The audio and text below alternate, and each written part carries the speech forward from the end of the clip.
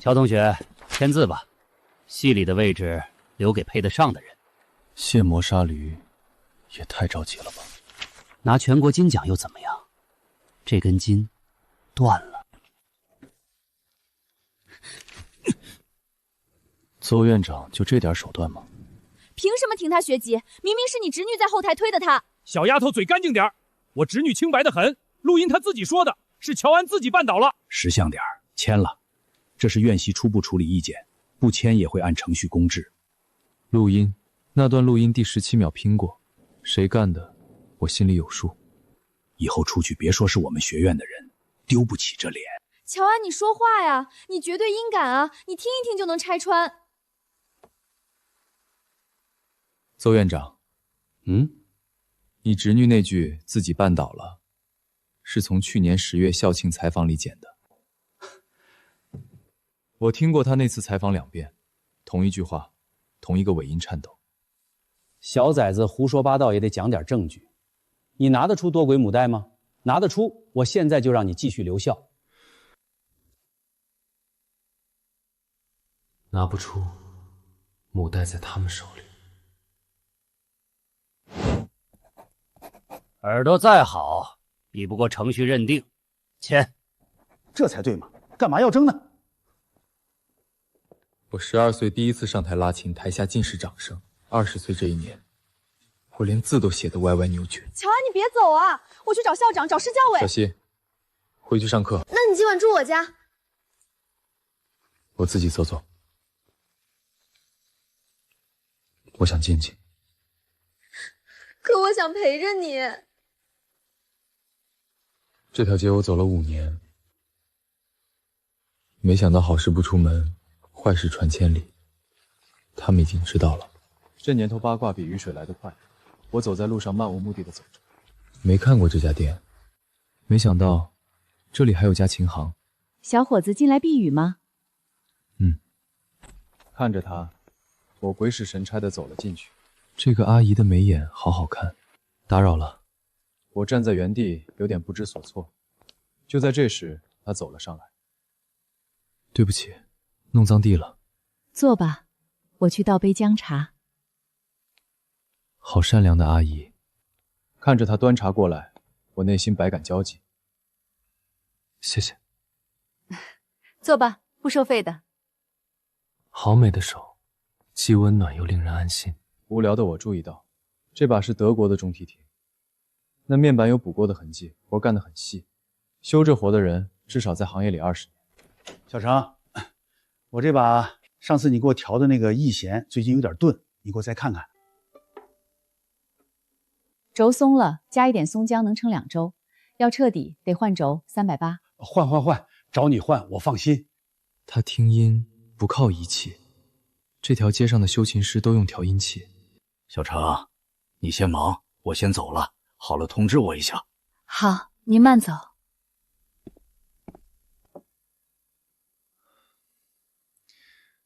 我明天还能来吗？干嘛？惦记上我的姜茶啊？没有，我逗你的。墙角那张椅子没人坐。姐姐，我该走了，谢谢。叫阿姨。下这么大雨，等等我们一起走，我开车带你。小心。后来我一有时间，我就会来到小店，只是在一旁安静地看着他。我也不知道为什么，我就是想要见一见。小程，这一嗓子喊得我一激灵。赵总，小蔡，给小程看看。程老板，这片地块整体开发艺术综合体，拆迁公示下个月15号清场，补偿款80万，按面积算的，公道。他要的不是一间店，是整条巷子。我这铺子是私产，房本在我手里。房本儿，小程，你儿子在德国留学1年学费多少？60多万吧。我给你凑个整，100万，别逼我对你儿子动手。条件就一个，下个月15号之前，你把锁交出来。儿子，不卖。小程，你在这条破巷子里修了多少年琴了？修一把赚380，等你修到都硬邦邦了，都凑不出。我是来给你搭台阶的，你识相点，给我下来！他眼睛不敢看程叔的脸，看的是程叔身后那把挂在墙正中央的小提琴。那把琴琴头有海豚纹，老钱行的人才认得。1957年法国威梯，这种琴一把市价8位数。小程，识时务的人把店里的东西换成儿子的前程，装什么清高呢？程叔早就结婚了，都有儿子了。是啊，程叔这么好的人怎么会没成家？赵总，请回。小程，给你3天考虑，3天后我不想听到不卖2个字，否则3天。程姐，不知道为什么开口还是叫了姐姐。那个赵总是什么人？做老年公寓的，前2年又转战艺术综合体。这条巷子他盯了1年了，琴行是地块核心节点，拆不掉就开不了工。因为巷尾这块地皮属于一份12年前的旧合同。12年前。程姐40，往前推12年是28。什么合同？不是你该操心的事，回家吧。雨小了。就在这时，门外进来个人。他眼底有东西藏得很深。程姐这个人，话最少的时候，心里最重。小程啊，钱哥，这个月房租嘛，我合计了一下，得涨。上个月不是刚续的约？小程，做生意嘛，行情变了，原来3800，现在2万1，涨了5倍多。程姐一脸平静地看着房东，似乎早已料到，一夜之间。钱哥，你要交就交，不交我也得另租人。已经有人出2万3了，宽限我2天。2天，最多2天啊！赵金的第2招，第1招拍文件，第2招涨房租。他不打算给程姐喘气的空。程姐的脸没变，但她翻存折的那只手抖了一下，那是常年握琴棒握出来的手，不该抖。程姐，我家里有一点积蓄。乔先生，这3个字把我定在原地。这条街的事儿跟你没关系，你来听琴是听琴，不是来跟我趟浑水，听见没？听见了。回到家中，我满脑子想着要怎么帮助程姐。就在这时，门外传来开锁声。怎么了？这是有事儿？我有件事想拜托你。我把事情的经过告诉了母亲。原来这段时间不见你人影，原来如此。帮你可以，不过要他自己本人过来详谈。还有你退学的事，你打算怎么处理？这件事我还在准备，先帮我把程叔这件事处理一下吧。可以，这件事我先帮你一试。感情并不是一个人的事，世俗的偏见也不是你想的那么简单。还有核心那小姑娘自你离校后一直找你，你至少要跟小姑娘讲清楚。我知道了，妈。希望你们之间不要……第2天，我拿着从妈那边求来的文件来到部门。12年前的旧合同，民商类档案，公开调阅。我妈是律所行政，这点常识我懂。个人不能查，必须走律所公函。这是当年念指琴行所在地块的转让备案。2014年6月至琴行所在的安平里7号地块，由一家名为远生文化的公司转手给个人持有。转让方法人代表要程叔。看着这份文件，我急忙拿出手机拍照记录。受赖方程叔本人。这不是普通转让，这是把公司资产清空到个人名下的操作。远生文化背后还有一个股东，持股49%。赵金。12年前，程姐和赵金是合伙人。12年后，赵金想拿回他没拿到的东西，中间发生了什么？我得知道。我不能直接问，程姐这种人，你越问她越闭口不谈。程姐，琴颈这里有杂音，我借着保养琴弦，看能不能打开突破口。靠近第3美有点松。你这把琴用了几年？9年。换一颗定正剂，半小时。他左手食指指节有一道很深的老茧，那种茧不是修琴磨出来的，是按弦按出来的。他这双手按过15年的弦，怎么就不？程姐姐，你以前在国交，是吧？听谁说的？你案嫌的检没退，以前是，为什么不拉了？因为有比拉琴更要紧的事。这句话他咽了一半。他似乎不想再交谈下去，只是用修琴来表示拒绝回答。好了，看来只能是直接问他。程姐，赵晶和你12年前合作过。程姐目光诧异地看着我。你查过了？查过了，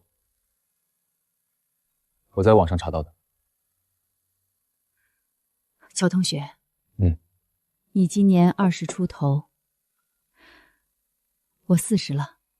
那又怎样？年龄有那么重要吗？为什么一直对你来说不重要，可我不愿意，也不能。可是我，你来这里坐，喝我的茶，听我修琴，我都不拦你。但有些事儿你不要碰。程姐姐，我从音乐学院被停学籍那天，邹文海拿钢笔戳我手腕上的伤口。那时候我没说话，现在我要说，谢谢你帮我倒了一杯姜茶。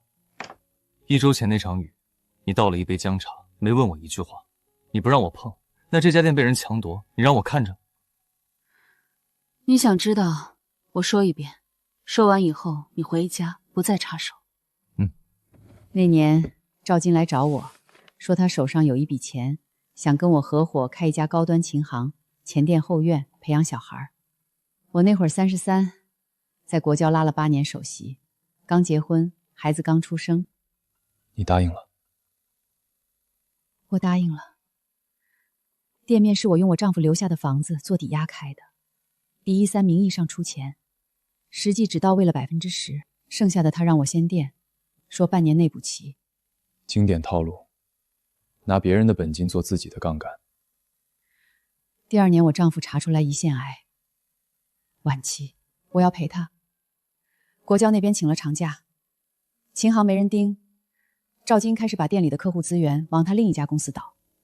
他想把你架空，他想空手套狼。我丈夫走之前最后2个月，他让会计做了一套阴阳账，我签字的那一份是干净的，对外的那一份显示我个人挪用公司资金240万。挪用？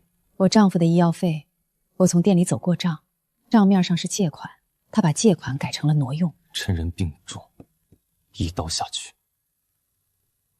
这就是赵金的底色。我丈夫走后第17天，赵金拿着这套阴阳账找我，说要么我把店面无偿过户给他，要么他把账送到京深，连我儿子的抚养权和安全都一起拿捏。我那时候我什么都不想了，我抱着孩子整夜睡不着觉。然后我没给他。为什么？因为我丈夫留下的那把琴，我不能让他被这种人摸到。原来墙头的这把老琴是程姐的爱人留下的，怪不得。我连夜把远生文化的资产清算，把店面转到我个人名下，账面上那笔挪用我自己一分一分还清了，用了5年。然后他就没法动你了。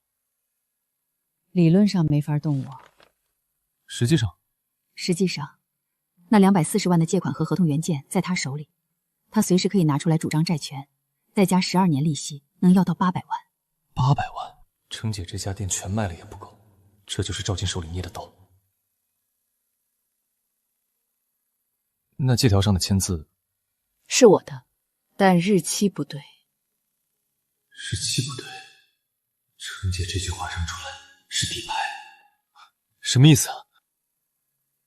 那张借条上的日期是我丈夫化疗的最严重的那一周，那一周我陪在病房里，签字的人不可能是我。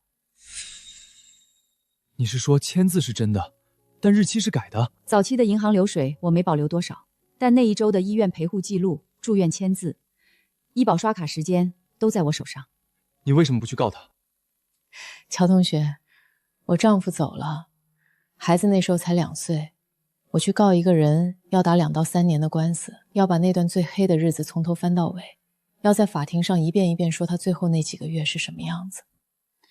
在家赵金一直拿孩子威胁我，我做不到。我懂了，程姐没去告，不是因为她怕，是因为她舍不得，更不敢拿孩子冒险。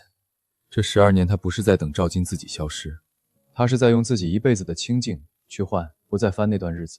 但是现在赵金不让你清静了。是。程姐，你那一周的医院记录还在吗？在。给我看看。我不是要替你打官司，我是要让赵金自己把那张借条扔进火盆里。你怎么让他扔？程姐姐，我自有妙计。程老板，借你门口堆2天东西，这条巷子嘛，做生意都得互相照应。挪开。程老板，我这秦晨挪不动。第3招，堵门，不打你，不砸你，就让你做不成生意。这地方不能去，太乱。程姐的客户也逐渐流失，周边也没人站出来，因为巷子里所有的商户都收到了赵金的建议。程姐没说话，但她握钱的手指节发白。慢慢收拾，搞完我再搬。我和程姐正收拾着，听到这一句话，我顿时感到无名恼火上涌。给我滚，不然叫人过来给你点颜色看看。我好怕哦。回到店里的程姐盘算着资金，这个月还差6000，房租涨到2万1，客户被吓跑，钱不够交下个月的。乔同学，今天早点回家。程姐，我去把墙角那把1957法国琴的弦换一下。那把琴不用换，一弦氧化了，明天有人要试琴。这是借口，我要看那把琴，程姐姐丈夫留下的那把琴。真的是瓦特洛，琴头海豚纹 ，F 孔边缘有手工刻字 K， 他留下的。我已经1个多月没碰过琴，这只手能不能撑住一首完整的曲子，我不知道。师傅走的那一年，国交的告别音乐会上，程姐最后一次拉的曲目。网上有那场音乐会的录音，我听过40遍。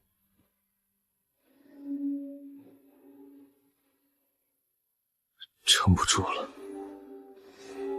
韧带在抗议，但这首曲子还剩4分钟。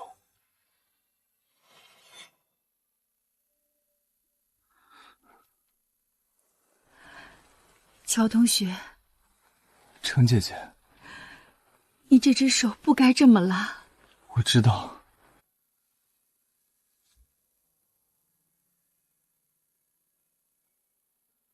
这把琴不能再让你碰了，你不该动它的。你应该放下的。你已经12年没碰它了。明天我跟你去一趟你妈律所。它不该挂墙上的。程姐姐松口了。第2天，我便带着程姐来到我妈的律所咨询。程女士，你这个案子技术上可以打，要多久？如果对方应诉，2年起；如果对方撤诉，3个月。怎么让他撤诉？让他知道他打不赢。妈很专业，她把打不赢3个字说的没有一点情绪。但是程叔，借条原件在他手里，他可以选择不应诉，等过了诉讼期再发难。他这种人玩的是阴的，那怎么办？乔安昨天跟我说，他有别的办法。程姐，我让赵金在公开场合主动把那张借条交出来。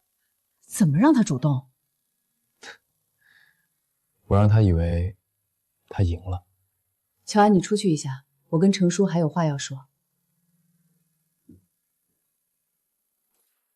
跟你说点私事，关于乔安的感情，你怎么看？他还小，过段时间就好了，我会和他少联系的。他只是一时新鲜而已。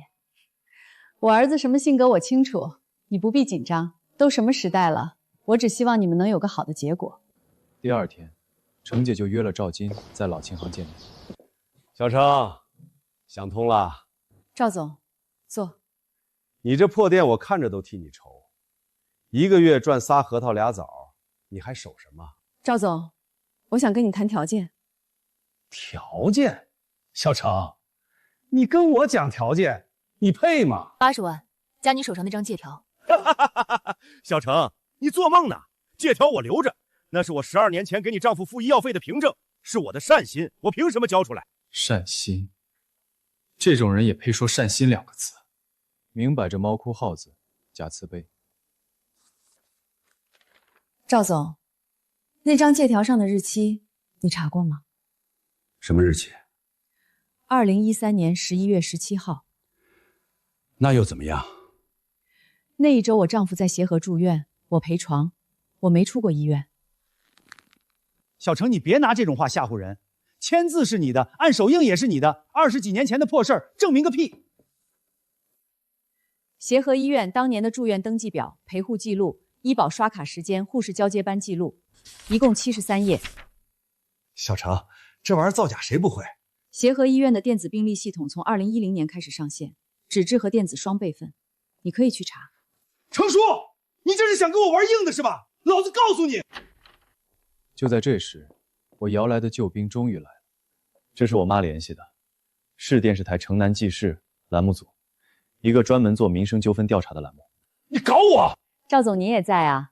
我们今天来拍一期巷子里的老城行。听到有人要拍摄，赵金立马脸色变了。听说这2天门口被堆了不少东西，咱们做民生节目得听听各方意见。陈记者，你这是哪儿听说的？这巷子里前2天搞建筑，跟我没关系。赵总不介意我们采访您几句吧？采访个屁！今天有事儿，改天。赵总，借条。什么？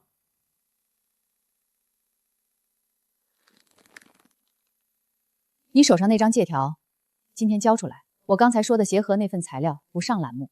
你抬腿走出这个门，明天晚上8点钟，这材料会出现在记事的演播室。程姐的态度比我预想的还要坚决。赵金现在脑子里在算一笔账，上电视台一曝光，他做老年公寓和艺术大合体的所有项目都得庭审。比起一张借条，那才是真正要他命的。程叔，你给我等着！陈记者，这位赵总今天比较忙，您回头改约。行，那我们改约。程姐姐，万万不可掉以轻心。还有，这只是第一步。他今天交出借调是因为怕电视台，但是他不会就这么算了。背地里还不知道在计划着什么阴谋诡计。我太了解这种人了，他失了面子，失面子比失钱还要命。乔全胜，今晚你别回家了，让你妈来接你。程姐，你担心他？他下一步会做什么我不知道，但他下一步不会再针对我。针对谁？针对你。我没想到这一步，但程姐想到了。这是我以前在国教时候认识的一位老师，现在在市教委下属的艺术生成生评审委员会任职。程姐，你想做什么？你那段所谓的认错录音是从去年校庆采访剪的，校庆采访的原始视频市文化馆有备份，我帮你把证据链递到能管事的人手里。你想帮我找回学籍？乔同学，找回学籍是你自己的事，我能做的是把那段拼接录音的真相送到能审这件事的人手里。程姐，我以为今天是我帮你拿回了借条，但是其实你也在帮我拿回我的东西。程姐，明天有空吗？我们出去玩吧。我最近有点忙，可能走不开。就当还我这个人情。可以。说好了，明天我来找你。第2天，我带着程姐去游乐场玩了一圈，看着她笑，我也很开心。我希望时间就停留在这一刻。儿子怎么回来了？也不知道打个电话。事情我知道了，你先进屋，我和他先聊聊。好好说，别吵架。你好，程念。你好，乔安。首先，我很感谢你的帮助。其实我并不反对，我妈开心就好。但是如果她不愿意，请你不要纠缠。我知道。不了，时间不早，我先回去了。这天，我正和母亲整理接下来要用的资料，核心的电话却打了过来。乔安，你快看手机！来了，第4招，连学院都故意写错。他们根本不在乎事实，他们要的就是热度。女人，学徒，为什么不能是一个男人和一个女人？他们只是想给自己无聊的日子找点快乐，这是赵金的反扑。这种事最难打的不是法律，是舆论。妈，一旦上了热搜，小程的店做不下去了。而且他儿子在德国留学，国内这种新闻一旦扩散，他儿子在留学圈里也会被同学传。程姐的儿子，我以为我能保护程姐，但是我把麻烦带到他家门口的。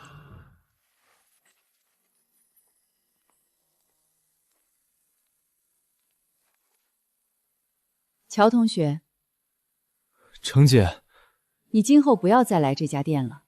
看样子，程姐也刷到手机上的消息了。程姐，你妈律所那边的事做完就好，剩下的跟你没关系。程姐，你听我说。乔同学，你今年大2，你的手伤还能康复，你的学籍还能找回来，你的小提琴还能拉一辈子。程姐，你以为我是为了你才……你不是。什么？你不是为了我，你是为了你自己。乔同学，你那天淋着雨进我这家店的时候，你不是看见我，你是看见了一个让你能喘口气的地方。你后来天天来，不是因为我这个人，是因为你需要一个不问你还能不能拉琴的地方。程姐，你需要一个地方，让你重新觉得自己还是个20岁的小伙子，不是一个被停学的废人。我做的事就是把那个地方守住给你。程姐，你说的不对。哪里不对？这不只是一个地方，这里有你程叔，你是一个会把姜茶倒第2杯的人，是一个12年没拉琴但是手上的茧没退的人，是一个会因为一把琴掉眼泪的人。这不仅仅是一个地方。乔同学，程姐，我40岁，我知道。你20岁，这就是答案。我从来没指望程姐说我不在乎，我知道，但她说就是答案。答案这个词太狠了，答案是终点，答案是没有第2种可能。程姐说的对，答案就是答案，但是答案不代表我能眼睁睁看着她被赵金强占地产。小新，我需要你帮我做一件事。你确定要这么做？确定。这一条发出去，你这个人就跟念纸琴行彻底绑死了。以后你想回音乐学院，他们会拿这事儿说闲话的。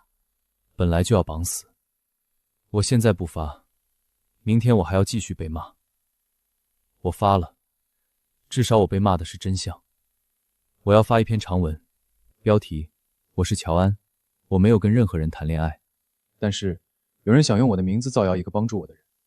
长文里我没有说赵金，我只说了一件事：录音造假。那段所谓的我认错的录音，跟去年校庆采访里我说的话是同一段。我附上了2段音频对比，还有我妈律所的音频初步鉴定意见。只要这条转出去，懂行的人会看到。乔安转发1万了！不是营销号转的，是音频工程师音乐学院教授，是音协老师集体转发复合。他们用专业软件复合了我的频谱对比，然后在自己微博发了长文支持我。你这么做值得吗？值得。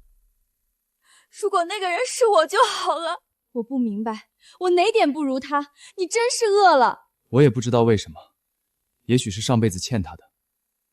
我不明白，真是山猪吃不了细糠，你没救了。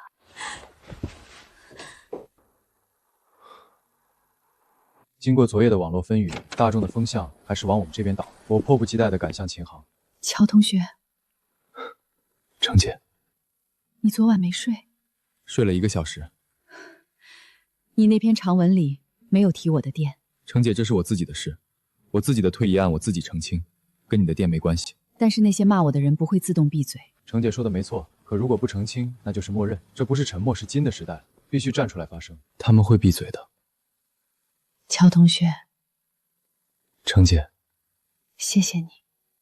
学校审查那天到了，我和家人朋友一同前往。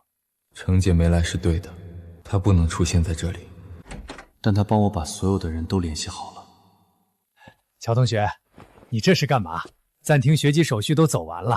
邹院长，我今天来这里不是为了手续，那是为了那段录音。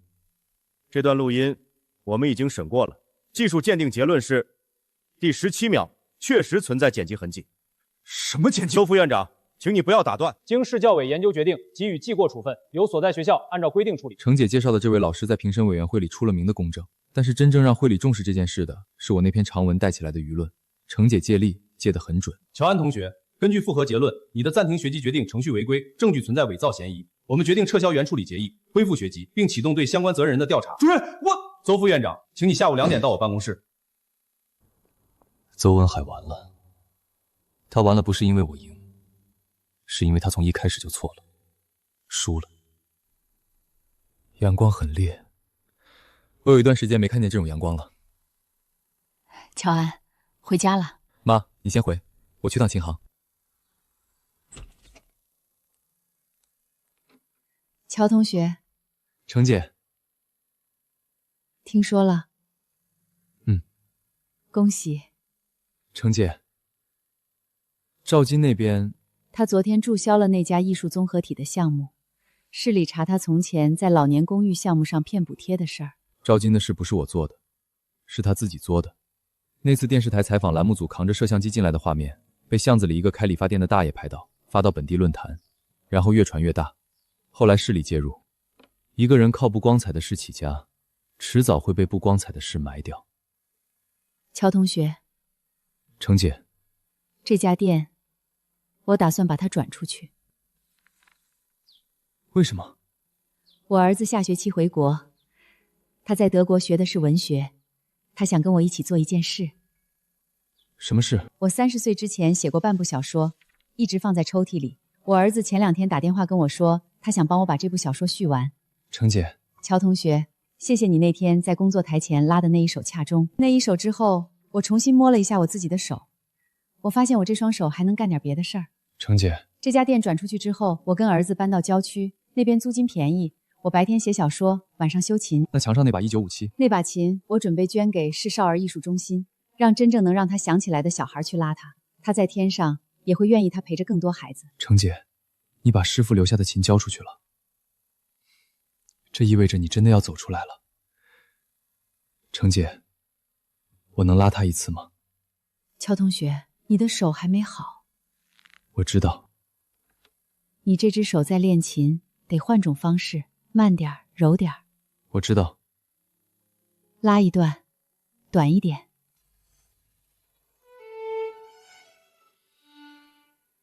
程姐。乔同学，你以后会拉得比我好。程姐，我以后会回学院，我会重新进青年交响乐团。嗯。你以后会写出一本很厚的书。嗯。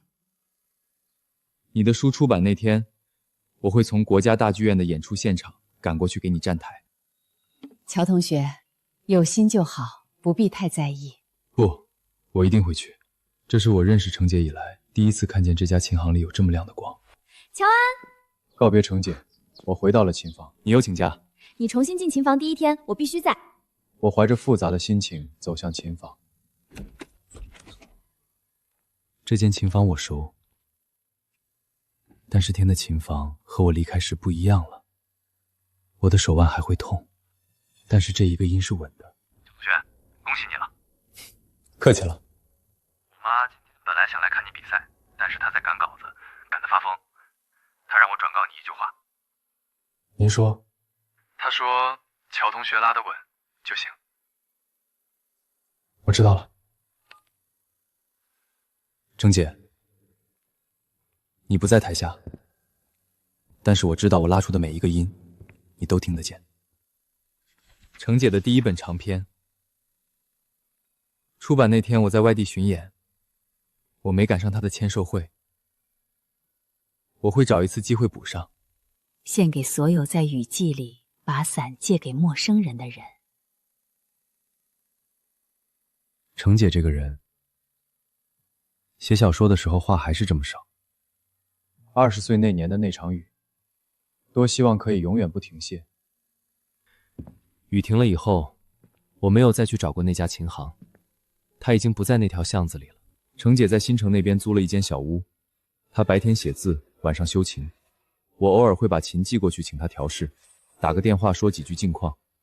每年春节会收到她一封手写的信，信里她从来不问你还好吗，她每次只写一句话：乔同学，今年的雨季，记得早点带伞。程姐，我希望你那边的雨，每一年都不要下太大。